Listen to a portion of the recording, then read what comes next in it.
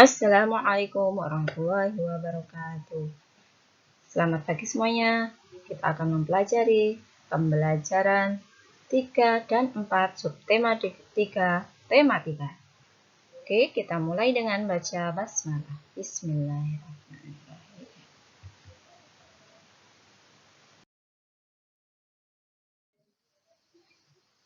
Kita akan mengulas tentang pembangunan sosial budaya.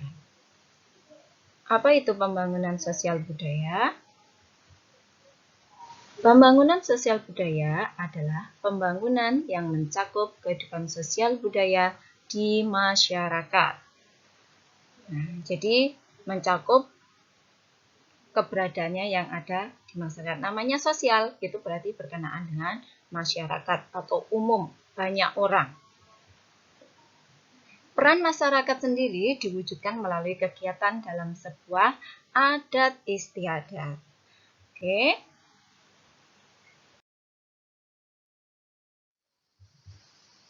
Adat istiadat yang bergerak dalam pembangunan sosial budaya antara lain yaitu Sabak yang berasal dari Bali. Itu organisasi yang khusus mengatur sistem pengairan sawah secara tradisional. Jadi, Sabak ini adalah organisasi yang mengatur sistem pengairan sawah secara tradisional. Keberadaannya ada di Bali. Yang kedua adalah Bersih Desa yang ada di Jawa Tengah dan Jawa Timur, yaitu masyarakat bersyukur atas panen dengan memasak nasi dan lauk pauk dalam jumlah yang banyak. Ketiga, Repong Damar yang berasal dari Lampung, yaitu sistem pengelolaan bekas ladang dengan pohon damar. Yang keempat, Pamali Mancing Ikan Maluku Utara. Adat istiadat masyarakat yang mengatur pemanfaatan sumber daya pesisir dan laut. Jadi, pembangunan sosial, namanya sosial itu menyangkut hajat orang banyak. Budaya itu tentang kebiasaan pada masyarakat. Jadi, ini semuanya adalah contoh dari kebiasaan pada masyarakat yang melahirkan kebutuhan bersama.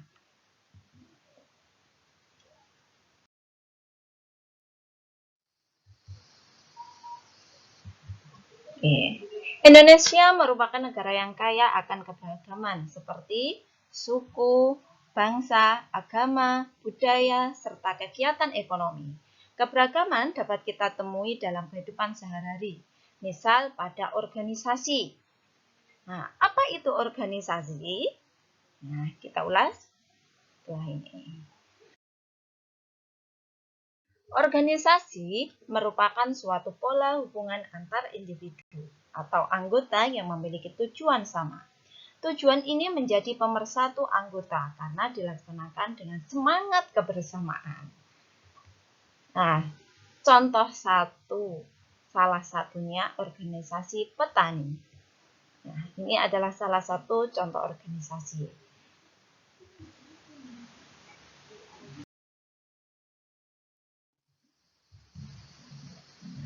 Keragaman budaya di Indonesia banyak macamnya.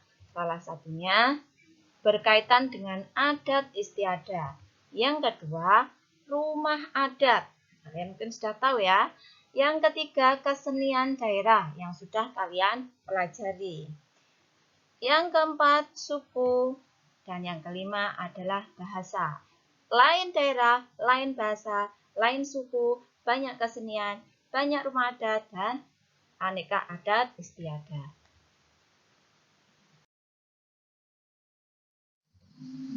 Jadi, keberagaman merupakan kekayaan bangsa Indonesia. Keragaman bukan menjadi alasan terpecah belah. Persatuan sangat diperlukan dalam pelaksanaan pembangunan nasional. Oleh karena itu, sudah seharusnya kita menjaga keberagaman karena hal ini merupakan kekayaan yang tidak ternilai harganya.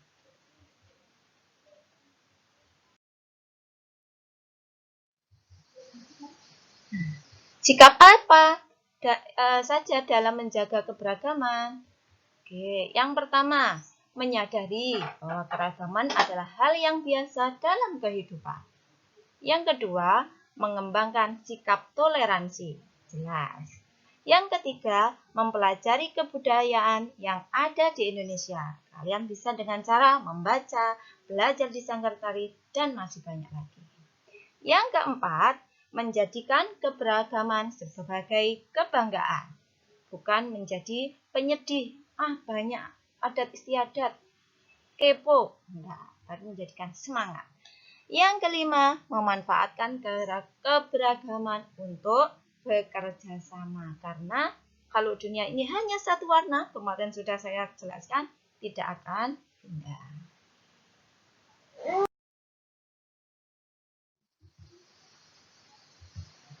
Keragaman sosial budaya tumbuh dan berkembang sesuai daerah masing-masing.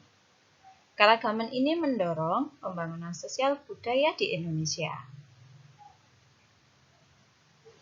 Tujuan dari keragaman sosial budaya adalah terwujudnya kesejahteraan rakyat Indonesia pada umumnya.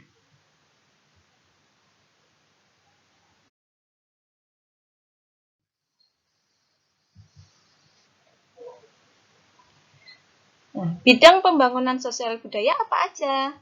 Di antaranya yang pertama kesehatan, kedua pendidikan, ketiga kesejahteraan sosial, keempat kebudayaan dan pariwisata, kelima pemuda dan olahraga, dan terakhir kependudukan, dan masih banyak yang lainnya.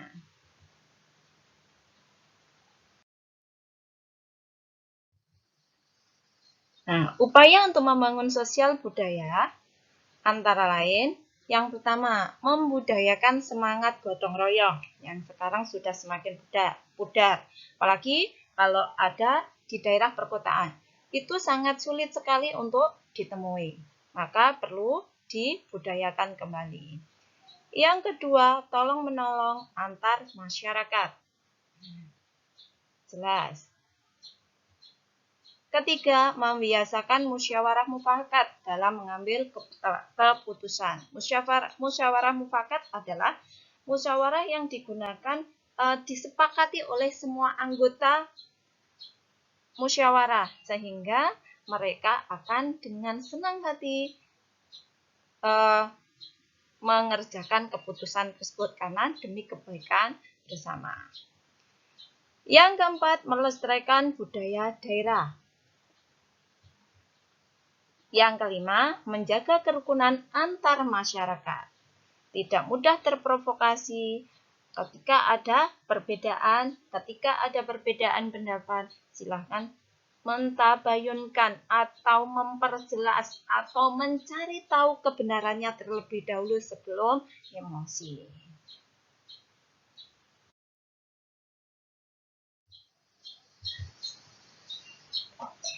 Manfaat keragaman sosial budaya banyak. Di antaranya yaitu menumbuhkan rasa nasionalisme, kecintaan terhadap negara. Kedua, sebagai identitas bangsa di mata internasional, sudah jelas. Ketiga, memupuk sikap toleransi sehingga persatuan Indonesia tetap terjaga. Sehingga kalau ada perusak dari luar negeri, kita akan kokoh, tidak mudah terpengaruh. Yang keempat, sebagai sumber pengetahuan dunia. Yang terakhir, menarik minat wisatawan asing untuk ke Indonesia.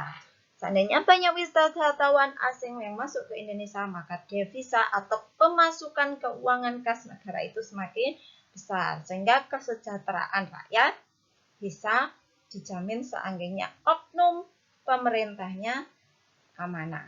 Semoga kita menjadi dan kita doakan pemerintahan kita menjadi pemerintah yang amanah.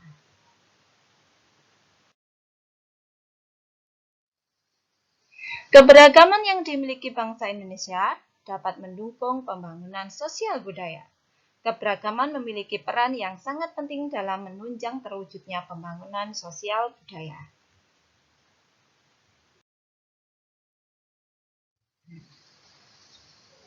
Contohnya sanggar tari, wadah para penari tradisional. Nah, sanggar tari merupakan sebuah organisasi yang sengaja dibuat untuk mewadahi kreativitas seni warga masyarakat. Mulai dari menari, menyanyi, melatih musik, melatih peran,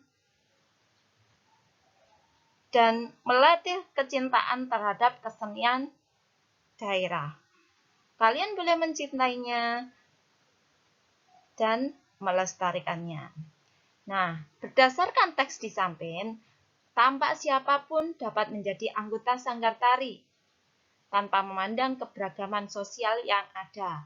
Entah dia punya cantik, tidak, kaya, miskin, seandainya dia mempunyai kemampuan, dia akan masuk ke sanggar tari. Sanggar tari merupakan contoh sebuah pembangunan sosial budaya karena sanggar ini menjadi sebuah tempat bagi para pemuda dan pemudi untuk secara positif mengembangkan bakat dan kemampuan diri.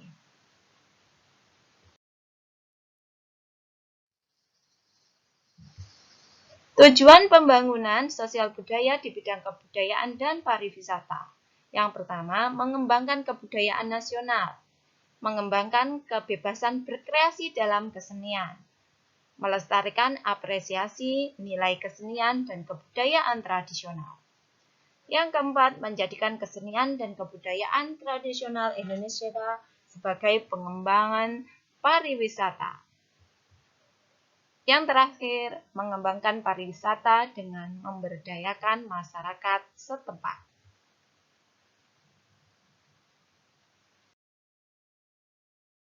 Cara menyusun kerangka iklan. Nah, karena kita sudah diajari membuat iklan, sekarang cara menyusun kerangka iklan. Nah, ingat ya, untuk mengajak masyarakat menjaga keberagaman, kamu dapat membuat iklan tentang keberagaman. Kamu dapat menyusun kerangka naskah iklan sebelum membuat iklan. Nah, cara menyusunnya,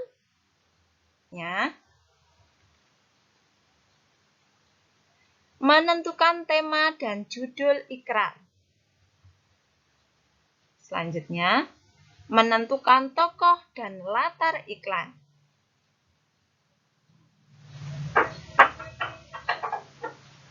Menentukan alur cerita iklan yang akan dibuat. Membuat rancangan naskah iklan. Membuat gambar urutan adegan iklan. Menulis dialog-dialog yang efektif.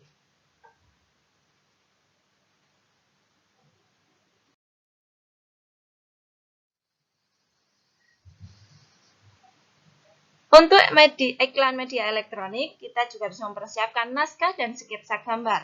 Berdasarkan naskah, sketsa gambar yang disusun berurutan sesuai dengan naskah disebut dengan storyboard. Nah, dengan bantuan storyboard, kita dapat menyampaikan ide cerita dengan mudah kepada orang lain. Hal ini sangat penting agar setiap pihak yang berperan dalam pembuatan iklan memiliki pengertian yang sama dengan apa yang kita hendaki. Nah, contohnya storyboard seperti ini. Hampir sama dengan membuat komik, tapi namanya storyboard, papan cerita. Nah, ini seperti ini. Oke, anak-anakku. Syukuran atas perhatiannya. Terima kasih. Semoga kita dapat bertemu kembali di lain waktu. Dan semoga pandemi cepat berlalu. Akhir kalam, billahi taufiq wal hidayah. Wassalamualaikum warahmatullahi wabarakatuh. Dah.